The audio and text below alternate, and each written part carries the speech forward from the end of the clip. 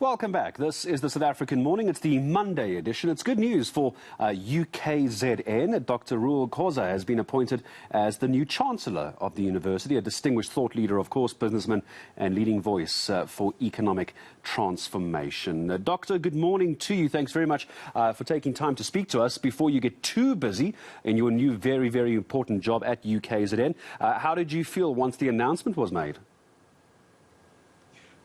Gareth and your audience, I felt immensely honored. This is a responsibility you don't apply for. The nation or part of the nation consider you adequate to the challenge and invite you to step in. So I feel greatly honored to be Chancellor of the University of KwaZulu-Natal. When they came to you, I'm sure somebody would have whispered in your ear that this was a possibility, that this could happen for you, Dr. Khoza, and I'm sure somebody would have asked you, what would you hope to achieve as the new Chancellor of the university? What was the answer that you would have given? What are you hoping to change? One thing. I think it should be made very clear that chancellors don't actually work operationally for the institution. That is done by the Vice-Chancellor, the Council and the Senate and the staff. As Chancellor, you are a titular head. You're supposed to be essentially the one conferring degrees. At the very least, you should be seen as inspirational. From time to time, you will be requested to help in one way or another, but you are not operational. So one of the things that I would like to discuss with the authorities at UKZN would be to position or reposition, if you like, the University of KwaZulu-Natal essentially on the globe. Amongst others, one would actually twin it with universities elsewhere in the world and make sure that it actually benchmarks commendably with those universities. This would enable it to exchange faculty, exchange senior students, and make sure that, in fact, you are not left behind because you are in a country that is termed emergent.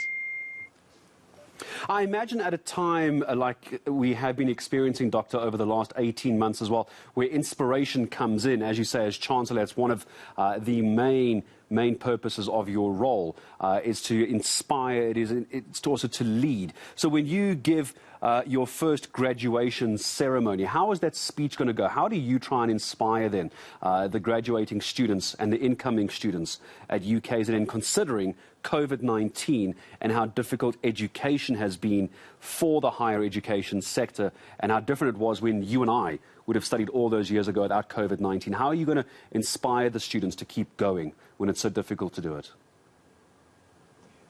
I guess amongst others, one has got to encourage them to be scientific in looking at the world, to understand technology, to understand how best to locate themselves in a world that is globalizing, to understand that the challenges of the educated person in today's environment is to understand issues, to communicate clearly.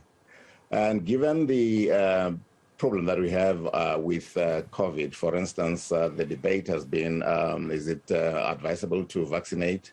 And there are those that are actually opposed to that for reasons other than empirical, for reasons other than scientific. So one would actually wish to enter the fray and insist on the kind of education that would open up people's thinking, that would render them able to deal with complexity and to be scientific and rational in their approach.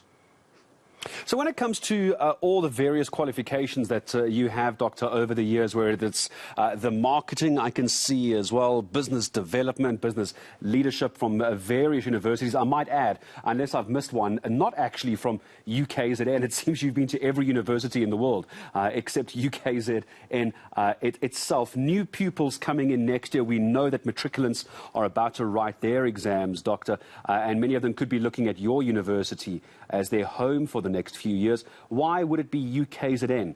You're now in charge, of course, but what would you tell matriculants who perhaps are looking at a university and going, UKZN is where you should be coming to? What would you tell them? I would effectively tell them that the University of KwaZulu-Natal is amongst the best universities in the country.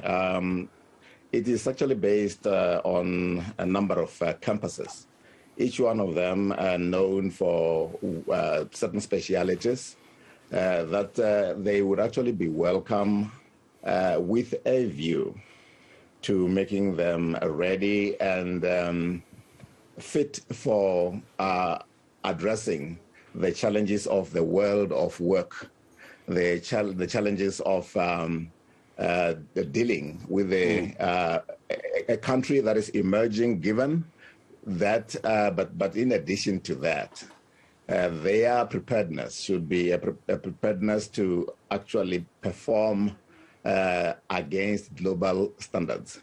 And we would invite them come in with the understanding that when they come out at the end of the 3 years or 4 years or 5 years, we expect them to be to be fit for purpose as the people who face the world of work with confidence.